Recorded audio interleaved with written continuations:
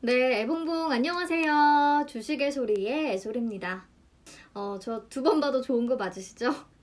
16일 싹쓸이 바로 시작할게요. 네, 미국 경기 부양책 합의 기대감과 또 이르면 이번 주에 모더나 코로나19 백신이 미 FDA의 승인을 받을 것이라는 기대감 더해지면서 투자 심리를 개선시켰습니다. 미국 공화당과 민주당 여전히 주요 쟁점을 두고는 이견을 좁히지 못하고 있는 상황인데 그 두 가지 쟁점을 따로 빼놓은 부양안을 어떻게 해서든 먼저 타결시킬 것이라는 기대감이 좀 높아지고 있어요. 근데 아시다시피 하루하루 말이 바뀌는 상황이라서 좀 지켜볼 필요는 있습니다. 코스피 지수 분봉 차트를 보시면 굉장히 안정적인 흐름을 이어갔는데 수급은 조금 아쉽습니다. 개인과 외국인 동반 매도 우위를 보였고요. 외국인이 5거래일 연속해서 순매도를 기록했네요. 네, 다행히 기관 순매수에 힘입어 오름세로 마감하기는 했습니다. 네, 코스닥은 어제보다 0.9% 오른 939.65포인트의 거래를 마쳤는데요. 6거래일 연속 상승세입니다. 장시작 이후 계속해서 상승폭을 키워나갔고요. 수급을 보시면 외국인과 기관의 동반 순매수가 나타났는데 기관은 무려 13거래일 만에 순매수를 기록한 겁니다. 덕분에 18년 만에 940선을 넘어서기도 했어요. 근데 아쉽게 940선 바로 아래에서 마감을 했네요. 보면 여전히 증시에 조금 힘이 남아있는 모습입니다. 오늘장 외국인 순매수 탑5 종목 보시면 코스피 1위는 삼성 SDI, 2위는 하나솔루션, 3위는 LG화학, 4위는 LG전자, 5위는 금호석유고요. 코스닥 1위는 에코프로비엠, 2위는 삼강 M&T, 3위는 첨보, 4위는 NHN 한국사이버결제, 5위는 CJENM입니다. 삼성 SDI 그리고 LG화학, 에코프로비엠, 첨보 이런 2차전지 관련 주들이 눈에 띄고요. 태양광의 하나솔루션, 풍력의 삼강 M&T 오랜만에 순위에 올라왔습니다. 바이든이 선거인단 투표에서 최종 승리하면서 당선이 확정됐고 그래서 친환경 에너지 주들 이제서야 다시 주목을 받는 것 같은데요. 특히 삼강 M&T는 지난해 매출액의 18.14%에 해당하는 경비원 누적 건조 계약을 체결했다는 공시가 떴는데 어제는 철강업체와도 105억 6,259억 원 규모의 해상 풍력용 파이프 제작 계약을 맺었다고도 밝혔었죠. 이딴 수주 소식에 주가도 날아가네요. 네, 그리고 NHN 한국사이버결제는 온라인 결제 대행 서비스 1위 업체입니다. 최근 코로나 특수를 톡톡히 누리고 있고 만약에 향후에 오프라인 거래가 다시 활성화된다고 하더라도 페이코 오더를 통한 온오프라인 연계 사업의 성장세가 굉장히 가파르고 또 해외 결제 시장에서도 성과를 내고 있기 때문에 수익 다각화를 통해 성장세를 이어갈 수 있을 것이라는 전망입니다. 현재 애플 앱스토어 그리고 구글 플레이와 손을 잡았고요. 테슬라와도 결제 서비스를 제공하기로 합의했죠. 이런 내용 알고 계시면 될 것 같고요. 2차전지 관련 내용은 뒤에서 특징주로 다시 다뤄볼게요.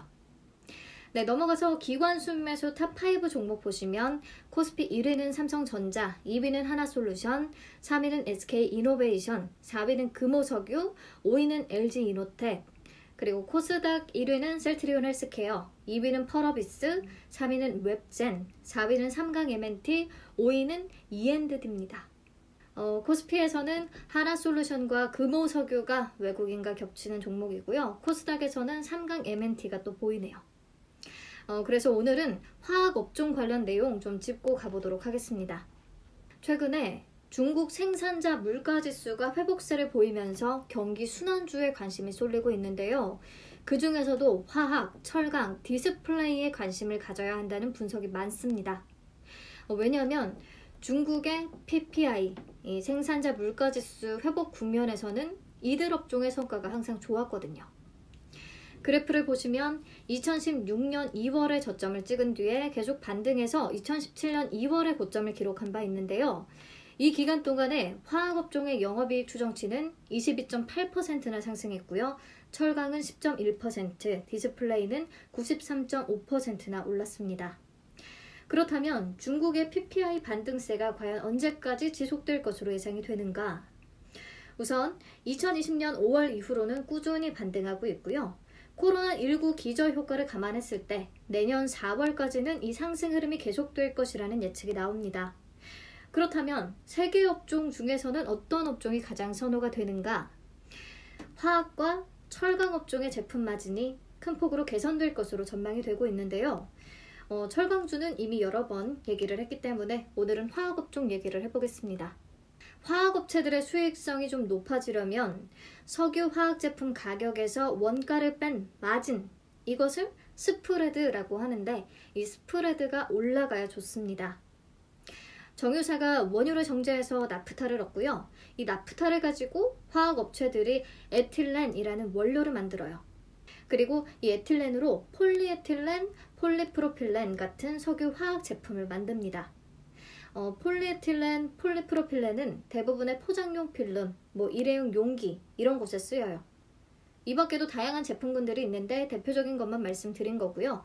아무튼 그래서 이 제품들의 가격과 나프타의 가격 차이가 클수록 화학업체에는 좋습니다. 근데 최근에 언택트 기조로 포장재 수요가 엄청 늘어났고요. 그러다 보니까 최종 화학 제품들의 가격도 고공행진 중이에요. 유가 상승에 비해서 석유 화학 제품 가격의 상승폭이 훨씬 큰 상황이라 화학업체의 수익성 올라갈 수밖에 없죠. 근데 PE, PP 이런 화학 제품뿐 아니라 에틸렌 가격도 엄청 올랐거든요. 이달 초에 톤당 $990 수준으로 지난해 4월 이후 1년 8개월 만에 최고치를 기록했습니다. 왜냐? 화학 제품을 만들려면 에틸렌이 기초 원료니까 당연히 수요가 덩달아서 높아진 거죠. 그래서 에틸렌에서 원료인 나프타 가격을 뺀 에틸렌 스프레도도 톤당 $582로 작년 초 이후에 가장 높은 수준이거든요.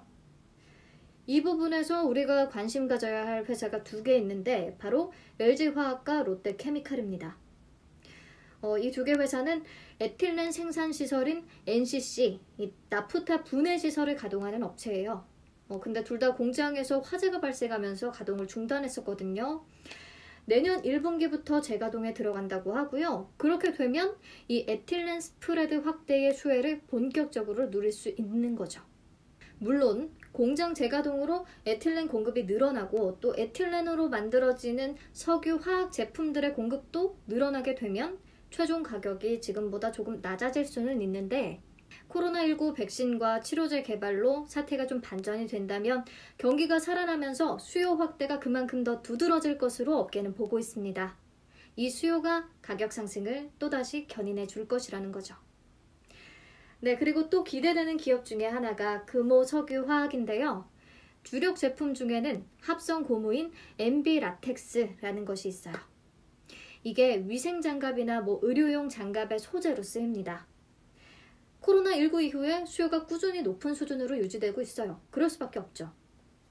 그래서 지난달 기준으로 MB 라텍스 마진은 톤당 $735로 1분기 대비해서 2배나 급증했습니다. 아무튼 수출 단가가 크게 높아져서 수익성 개선에 완전히 한몫할 것으로 예상이 되고 있는데 최근에 높아진 주가 수준에도 불구하고 여전히 저평가돼 있다는 분석이에요. 매출이 금호석유화학의 10%에 불과한 경쟁사인 대만의 난텍스의 퍼가 10배 정도거든요. 근데 금호석유는 2021년 예상실적 기준으로 퍼가 지금 5배 정도예요.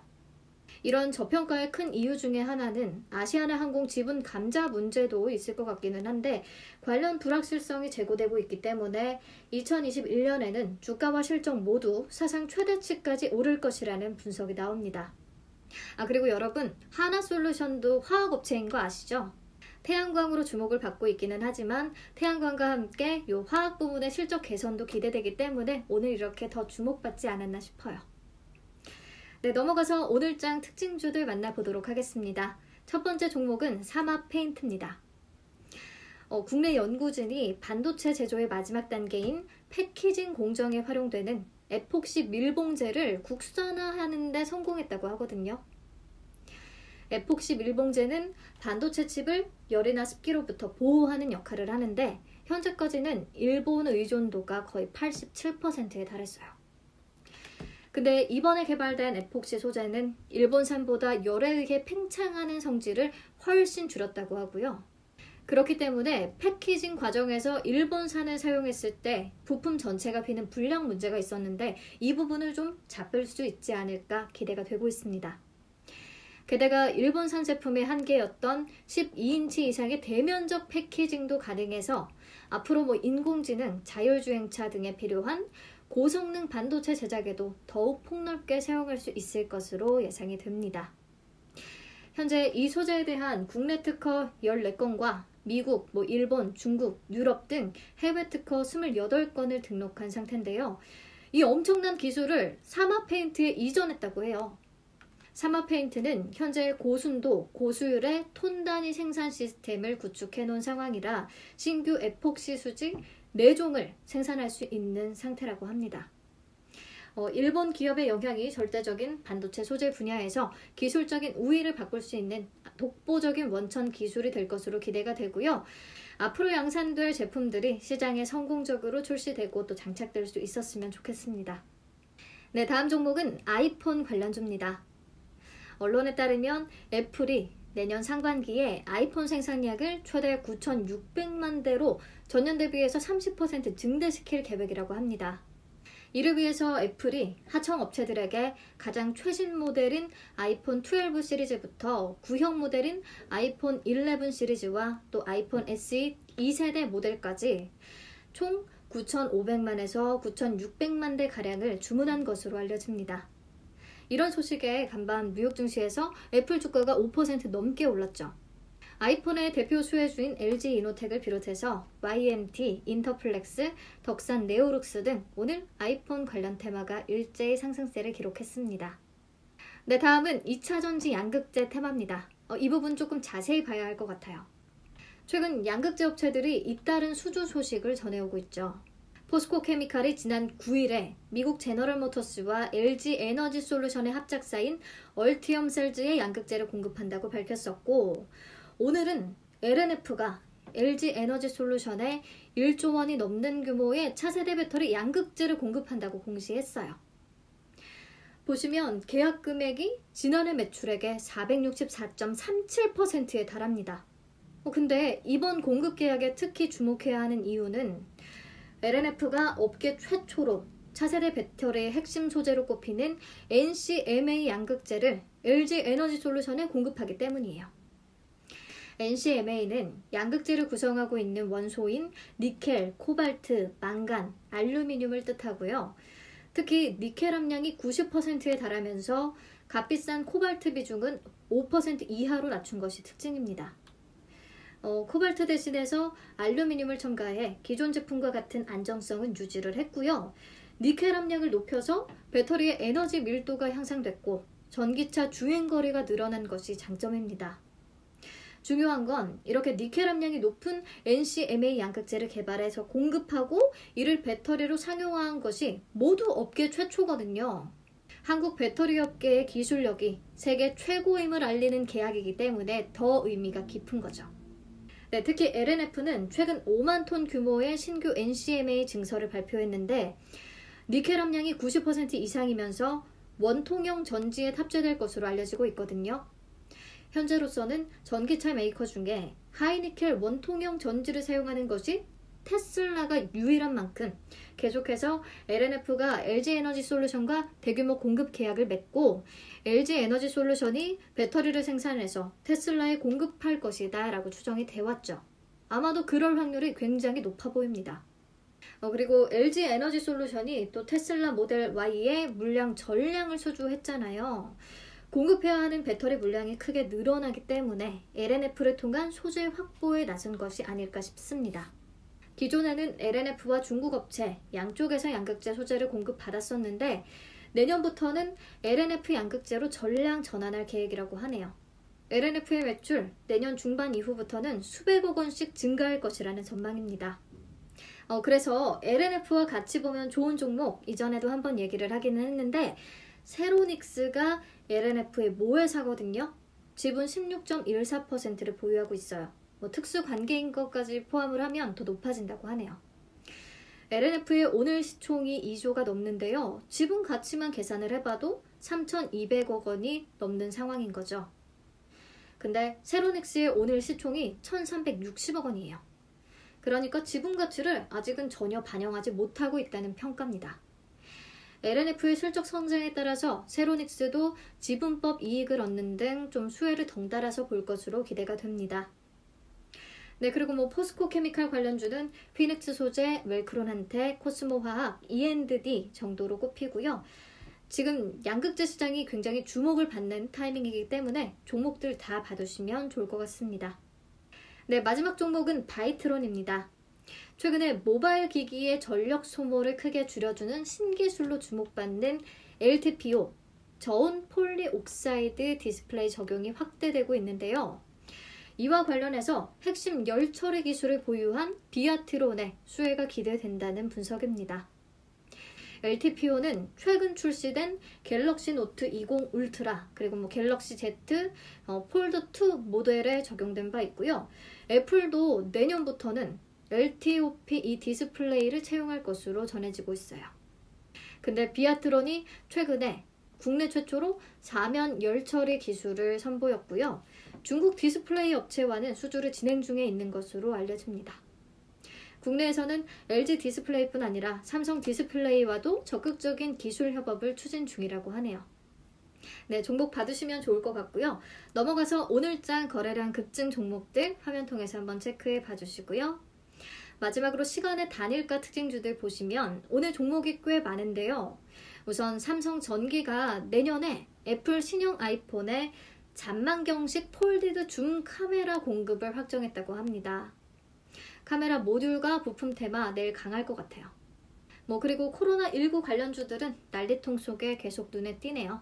다른 종목들도 개별 이슈 잘 참고해 주시고요. 네, 오늘 싹쓸이는 여기서 마무리하도록 하겠습니다.